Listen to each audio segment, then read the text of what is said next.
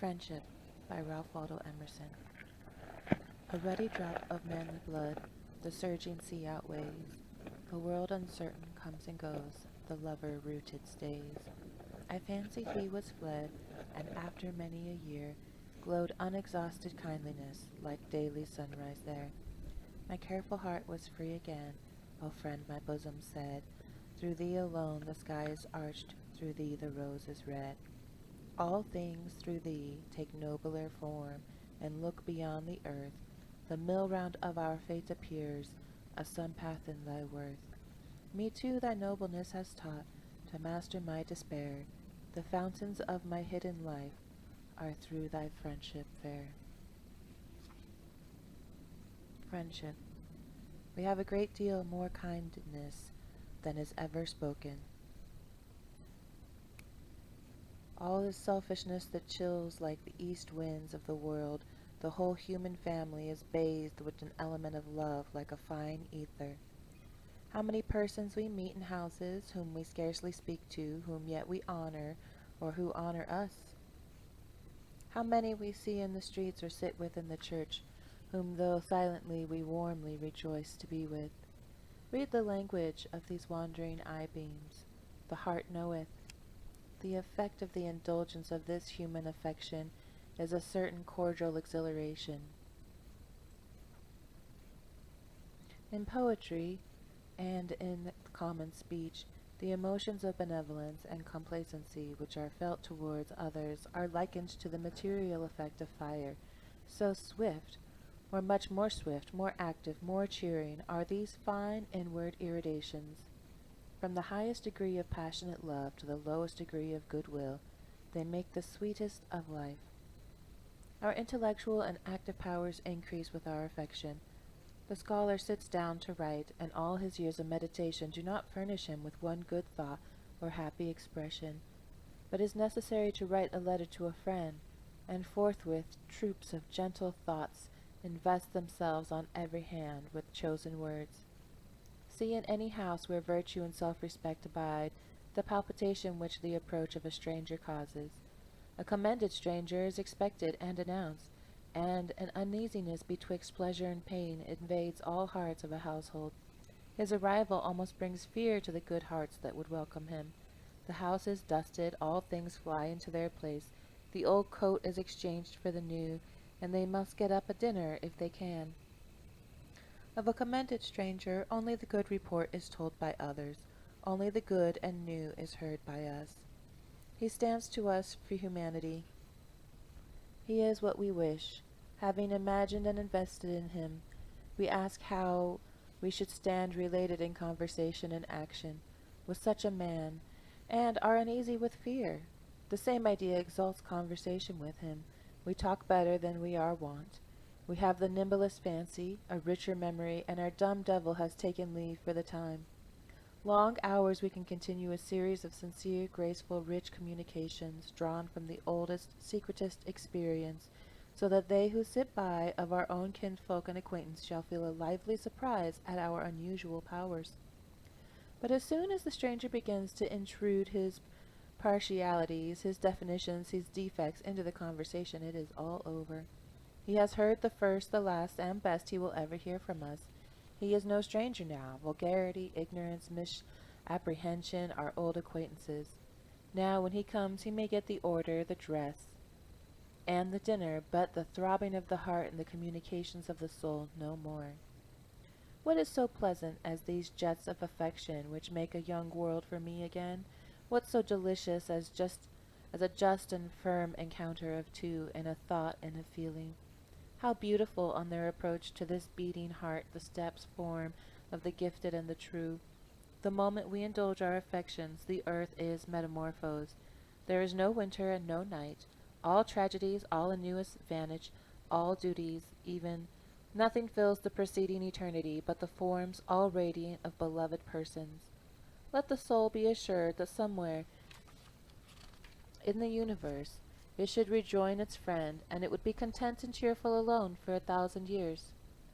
I awoke this morning with devout thanksgiving for my friends, the old and the new. Shall I not call God the beautiful, who daily showeth himself to me in his gifts? I tried society, I embraced solitude, and yet I am not so ungrateful as not to see the wise, the lovely, the noble-minded, as from time to time they pass by my gate. Who hears me, who understands me, becomes mine, a possession for all time.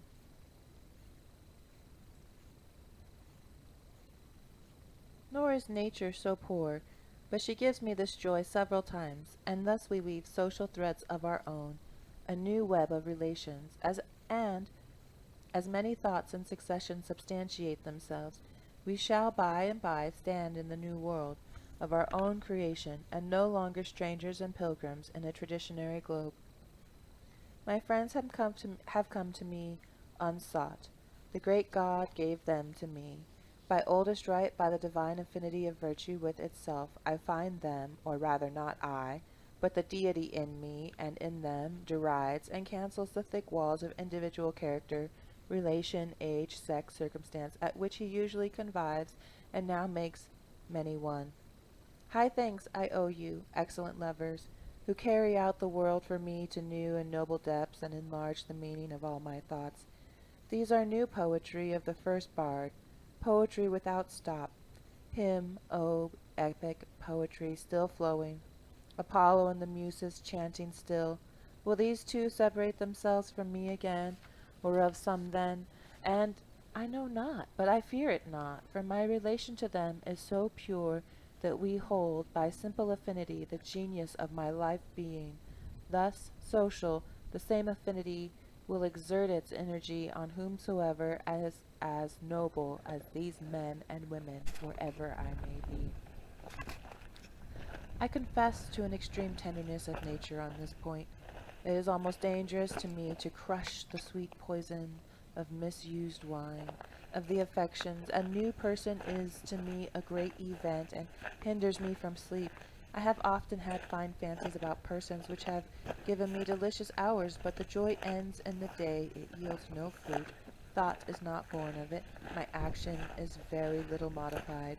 I must feel pride in my friend's accomplishments, as if they were mine, and a property in his virtues. I feel as warmly when he is praised as the lover when he hears applause of his engaged maiden.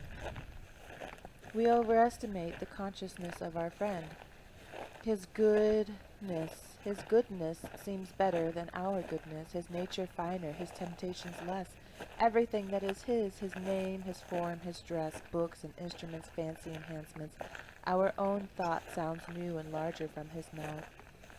Yet the systole and diasystole of the heart are not without their analogy in the ebb and flow of love. Friendship, like the immortality of the soul, is too good to be believed. The lover, beholding his maiden, half knows that she is not verily that which he worships, and in the golden hour of friendship we are surprised with shades of suspicion and unbelief. We doubt that we bestow on our hero the virtues in which he shines, and afterwards worship the form to which we have ascribed this divine inhibition.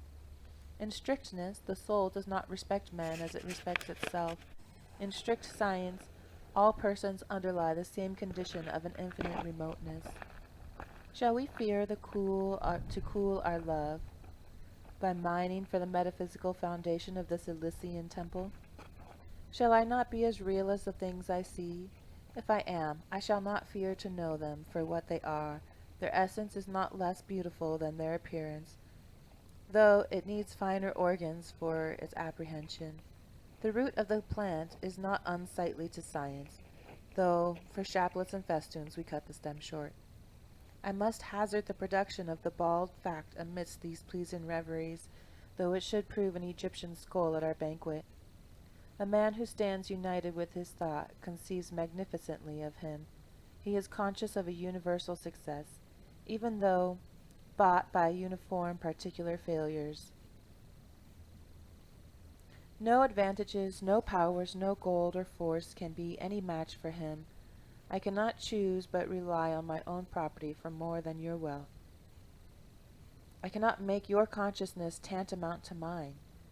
Only the star dazzles. The planet has a faint moon-like ray. I hear what you say of the admirable parts and tried temper of the party you praise, but I see well that for all his purple cloaks I shall not like him unless he is at least a poor Greek like me.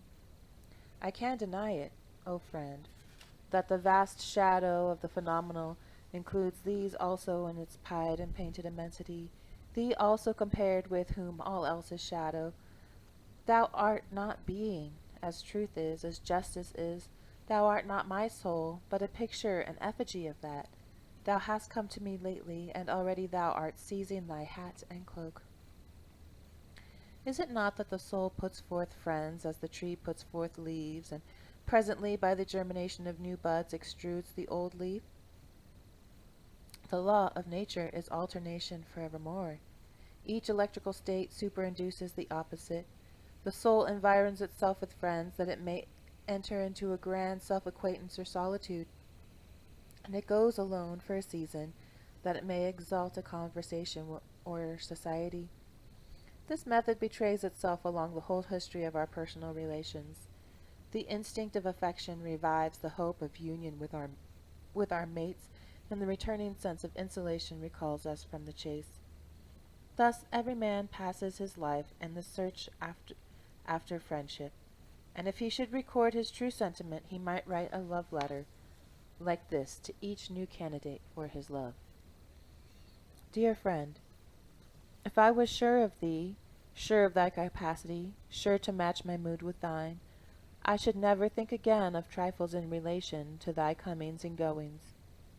I am not very wise, my moods are quite attainable, and I respect thy genius. It is to me as yet unfathomed, yet dare I not presume in thee a perfect intelligence of me, and so thou art to me a delicious torment. Thine ever, or never. Yet these uneasy pleasures and fine pains are for curiosity and not for life. They are not to be indulged. This is to weave cobweb and not cloth. Our friendships hurry too short and poor conclusions because we have made them a texture of wine and dreams instead of the tough fiber of the human heart. The laws of friendship are austere and eternal, of one web with the laws of nature of mortals, but we have aimed at a swift and petty benefit, to suck a sudden sweetness. We snatch at the slowest fruit in the whole garden of God, which many summers and many winters must ripen. We seek our friend not sacredly, but with an adulterate passion which would appropriate him to ourselves. In vain. We are armed all over with stubble antagonisms, which, as soon as we meet, begin to play and translate all poetry into stale prose. Almost all people descend to meet. All association must be a compromise, and what is worst, the very flower and aroma of the flower of each of the beautiful natures disappoints as they approach each other.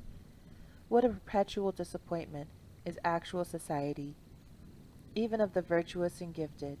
After interviews have been compassed with long foresight, we must be tormented presently and baffled blows by sudden unseasonable apathies, by epilepsies of wit and of animal spirits. In the heyday of friendship and thought, our faculties do not play us true, and both parties are relieved by solitude.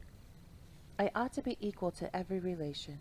It makes no difference how many friends I have, and what content I can find in conversing with each, if there be one to whom I am not equal. If I have shrunk unequal from one contest, the joy I find in all the rest becomes mean and cowardly. I should hate myself, if then I made my other friends my asylum. The valiant warrior, famous for fight, after 100 victories once foiled, is from the book of honor raised quiet, and all the rest forgot which he toiled. Our impatience is thus sharply rebuked. Bashfulness and apathy are a tough husk in which a delicate organization is protected from premature ripening. It would be lost if it knew itself before any of the best souls were yet ripe enough to know and own it. Respect the naturalmskite, which hardens the ruby in a million years, and works in duration in which Alps and Andes come and go as rainbows. The good spirit of our life has no heaven which is in the price of rashness. Love, which is the essence of God, is not for levity, but for the total worth of man. Let us not have this childish luxury in our regards, but the austerest worth. Let us approach our friendship with an audacious trust in the truth of his heart, in the breadth impossible to be overturned of his foundations. The attractions of this subject are not to be resisted, and I leave for the time all account of subordinate social benefit, to speak of that select and sacred relation which is a kind of absolute, and which even leaves the language of love suspicious and common, so much is this purer, and nothing is so much divine. I do not wish to treat friendship daintily, but with the roughest courage. When they are real, they are not glass threads or frostwork, but the solidest thing we know. For now, after so many ages of experience, what we do know of nature or of ourselves. What do we know of nature or of ourselves? Not one step has man taken toward the solution of a problem of his destiny. In one condemnation of folly stand the whole universe of men. But the sweet sincerity of joy and peace which I draw from this alliance with my brother's soul is the nut itself, whereof all nature and all thought is but the husk and shell. Happy is the house that shelters a friend. It might as well be built like a festal bower or arch, to entertain him a single day. Happier if you know the solemnity of that relation and honor its law. He who offers himself a candidate for that covenant comes up like an Olympian to the great games, where the firstborn of the world are the competitors. He proposes himself for contest where time, want, danger are in the list, and he alone is victor who has truth enough in his constitution to preserve the delicacy of his beauty from the wear and tear of all these. The gifts of fortune may be present or absent, but all the speed in that contest depends on intrinsic nobleness and the contempt of trifles. There are two elements that go to the composition of friendship, each so sovereign that I can detect no superiority in either, no reason why either should be first named. One is truth. A friend is a person with whom I may be sincere. Before him I may think aloud. I am arrived at last at the presence of a man so real and equal that I may drop even those undermost garments of dissimulation, courtesy, and second thought, which men never put off, and may deal with him with the simplicity and wholeness with which one chemical atom meets another.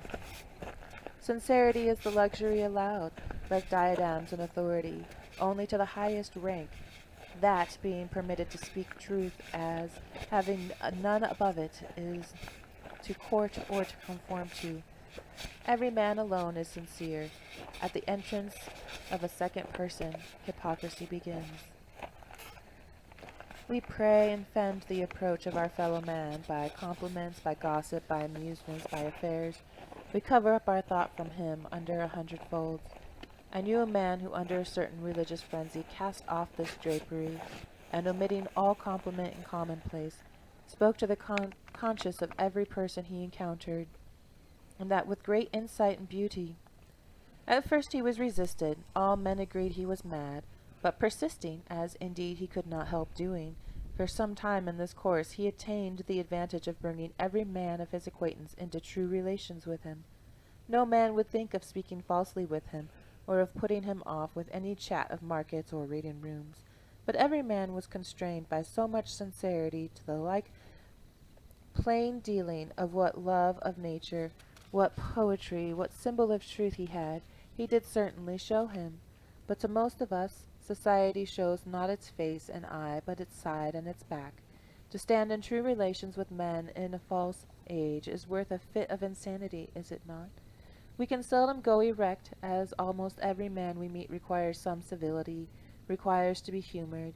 He has some fame, some talent, some whim of religion or philanthropy in his head that is not to be questioned, and which spoils all conversation with him.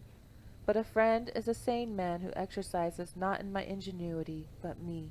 My friend gives me entertainment without requiring any stipulation on my part. A friend, therefore, is a sort of paradox in nature. I, who alone am I, who see nothing in nature, who exist, I can affirm with equal evidence to my own. Behold now the semblance of my being, in all its height, variety, and curiosity, reiterated in the foreign form, so that a friend may well be reckoned with the masterpiece of nature. The other element of friendship is tenderness. We are holden to men by every sort of tie, by blood, by pride, by fear, by hope, by lucre, by lust, by hate, by admiration, by every circumstance and badge and trifle, but we can scarce believe that so much character can subsist in another as to draw us by love. Can another be so blessed, and we so pure that we can offer him tenderness? When a man becomes dear to me, I have touched the goal of the fortune. I find very little written directly to the heart of this matter in books, and yet I have one text which I cannot choose but remember. My author says, I offer myself faintly and bluntly to those who I effectually am, and tender myself least to whom I am the most devoted. I wish that friendship should have feet as well as eyes and eloquence. I must plant myself on the ground before it vaults over the moon. I wish it to be the little of a citizen before it is quite a cherub. We chide the citizen because he makes love a commodity. It is an exchange of gifts, of useful loans. It is a good neighborhood. It watches with the sick. It holds the pall at the funeral, and quite loses sight of the delicacies and nobility of the relation. But though we cannot find the god under this disguise of a sutler, yet, on the other hand, we cannot forgive the poet if he spins his thread too fine and does not substantiate his romance by the municipal virtues of justice, punctuality, fidelity, and pity. I hate the prostitution of the name of friendship, to signify modish and worldly alliances. I much prefer the company of plowboys and tin peddlers to the silken and perfumed amity which celebrates its days of encounter by a frivolous display, by rides and the curricle and dinners at the best tavern. At the end of friendship is a commerce the most strict and homely that can be joined, more strict than any of which we have experienced. It is for aid and comfort through all the relations and passages of life and death.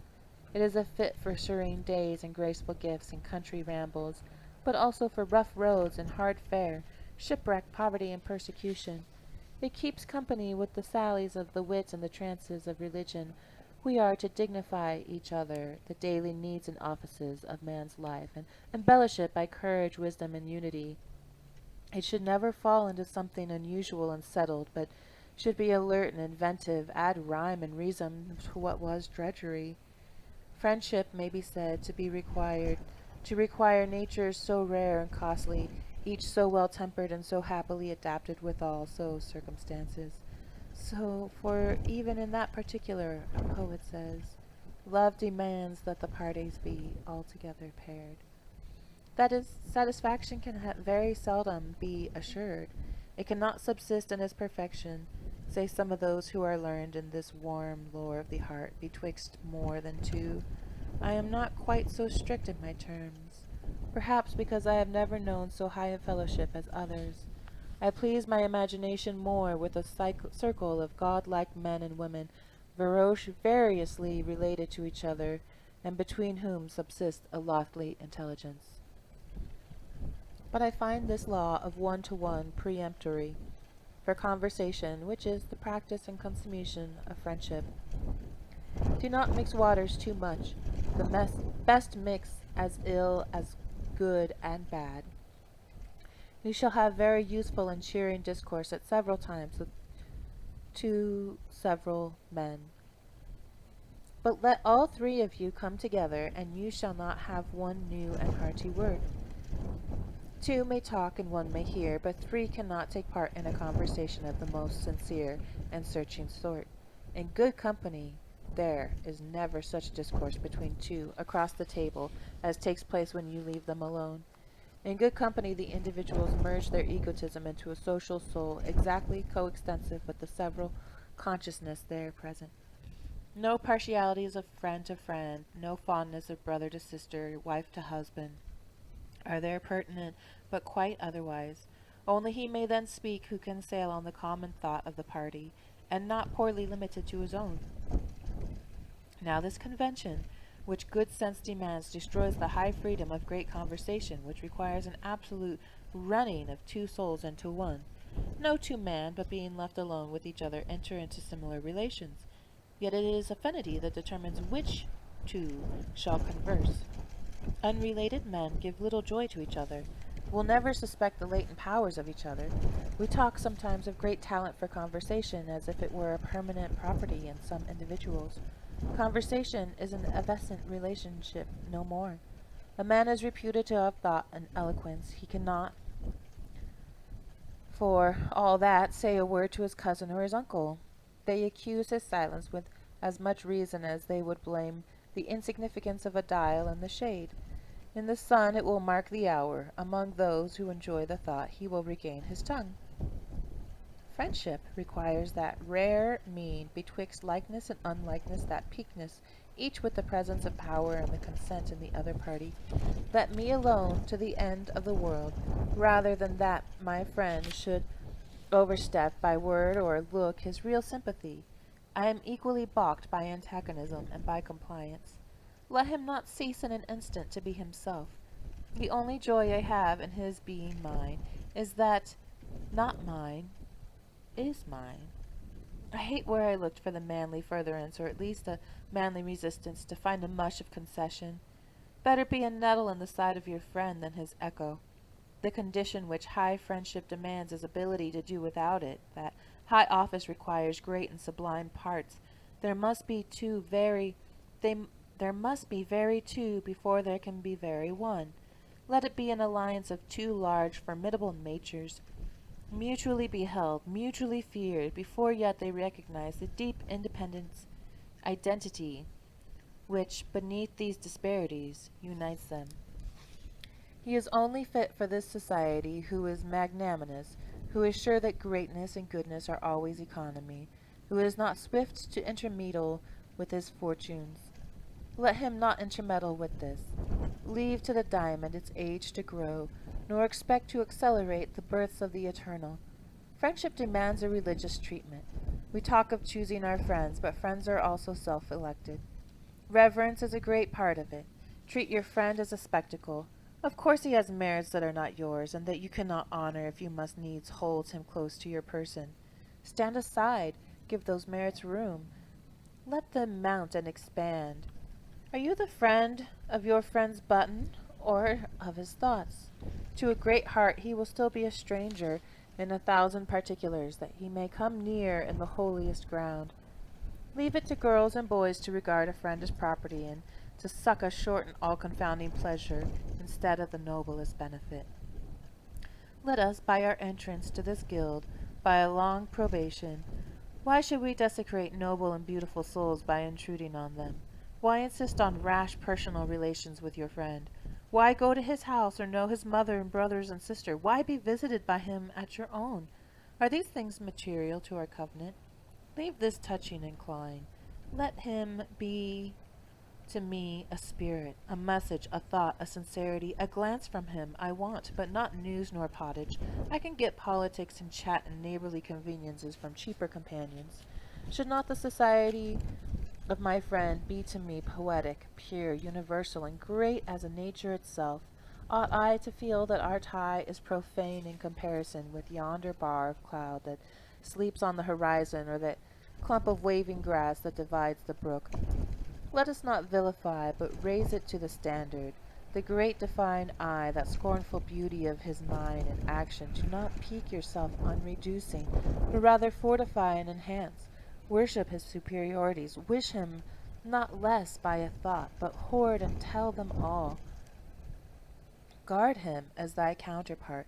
Let him be to thee forever a sort of beautiful enemy, untamable, devoutly revered, and not a trivial conveniency to be soon outgrown and cast aside. The hues of the opal, the light of the diamond, are not to be seen if the eye is too near. To my friend I write a letter, and from him I receive a letter. That seems to you a little, it suffices me. It is a spiritual gift worthy of him to give and of me to receive. It profanes nobody. In these warm lines the heart will trust itself, as it will not to the tongue, and pour out the prophecy of a godlier existence than all the annals of heroism have yet made. Respect, so far, the holy laws of this friendship, as not to prejudice its perfect flower by your impatience for its opening. We must be our own before we can be another's. There is at least this satisfaction in crime, according to the Latin proverb. You can speak to your accomplice on even terms.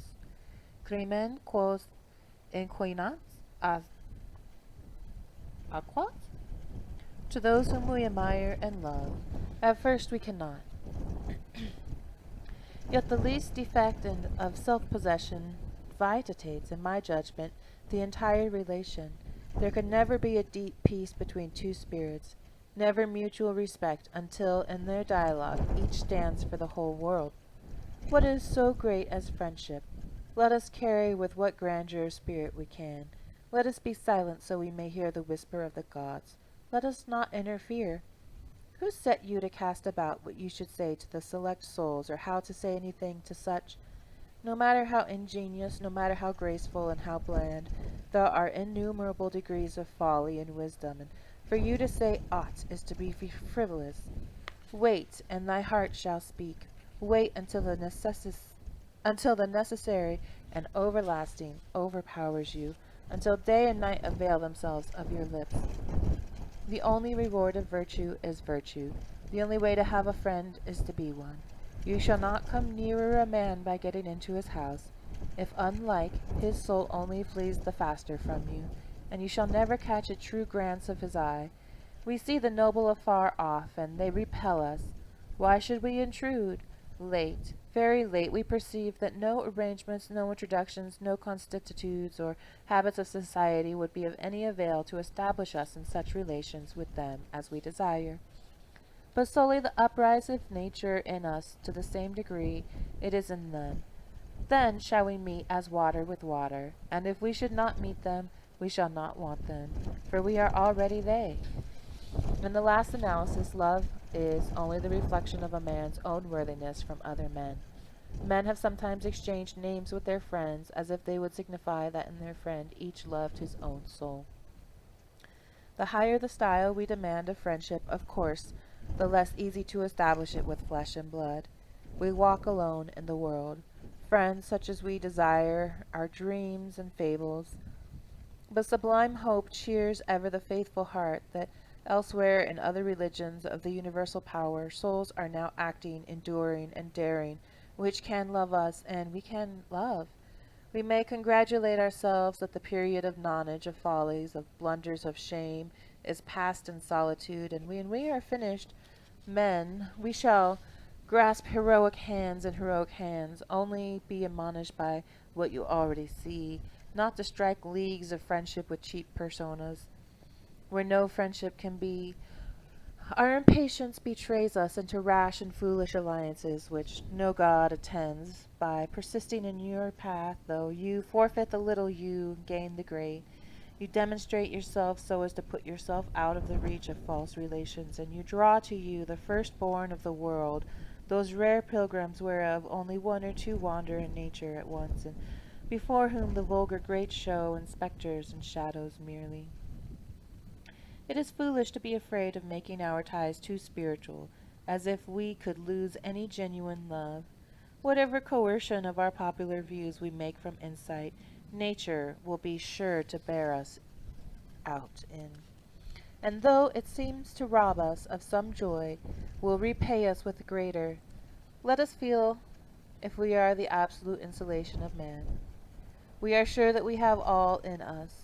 We go to Europe, or we pursue persons, or we read books in the instinctive faith that these will call it out and reveal us to ourselves. Beggars, all.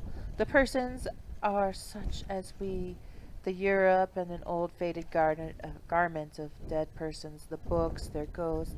Let us drop this idolatry. Let us give over this mendacity. Let us even bid our dearest friends farewell and defy them, saying, "Who are you? Unhand me. I will be dependent no more." Ah, seest thou not, O brother, that thus we part only to meet again on a higher platform, and only be more each other's, because we are more our own? A friend is a Janus-faced. He looks to the past and to the future. He is the child of all my foregoing hours, the prophet of those to come, and the harbinger of the great friend. I do then with my friends as I do with my books. I would have them where I can find them, but I seldom use them. We must have society on our own terms and admit or exclude it on the slightest cause. I cannot afford to speak much with my friend. If he is great, he makes me so great in that I cannot descend to converse, and in the great days presentiments hover before me in the firmament. I ought then to dedicate myself to them. I go in that I may seize them, I go out that I may seize them. I fear only that I may lose them receding into the sky, in which now they are only a patch of brighter light. Then, though I prize my friendships, I cannot afford to talk with them and study their visions, lest I lose my own. It would indeed give me a certain household joy to quit this lofty seeking, this spiritual astronomy, or search of stars, and come down to warm sympathies with you, but then I know well I shall mourn always the vanishing of my mighty gods. It is true, next week I shall have languid moods, and I can well afford to occupy myself with foreign objects. Then I shall regret the lost literature of your mind, and wish you were by my side again. But if you come, perhaps you will fill my mind only with new visions, not with yourself, but of your lustres, and I shall not be able any more now than to converse with you. So I will owe to my friends this evanescent intercourse. I will receive from them not what they have, but what they are. They shall give me that which properly they cannot give, but which emanates from them. But they shall not hold me by any relations less subtle and pure. We will meet as though we met not, and part as though we parted not. It has seemed to me lately more possible than I know to carry friendship greatly on one side, without due correspondence on the other. Why should I cumber myself with regrets that the receiver is not capricious? It never troubles the sun that some of his rays fall wide and vain into ungrateful space, and only a small part on the reflecting planet. Let your greatness educate the crude and cold companion. If he is unequal, he will presently pass away, but thou art enlarged by thine own shining, and no longer mate for frogs and worms, dost soar and burn with the gods of Empyrean.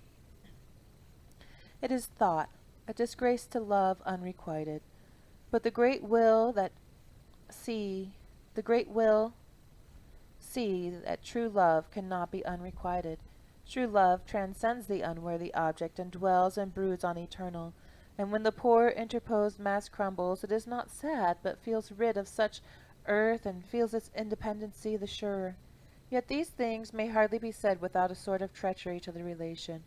The essence of friendship is entireness, a total magnanimity and trust. It must not surmise or provide for infirmity. It treats its objects as a god, that it may defy both.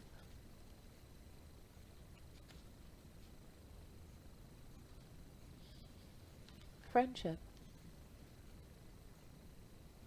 by Ralph Waldo Emerson.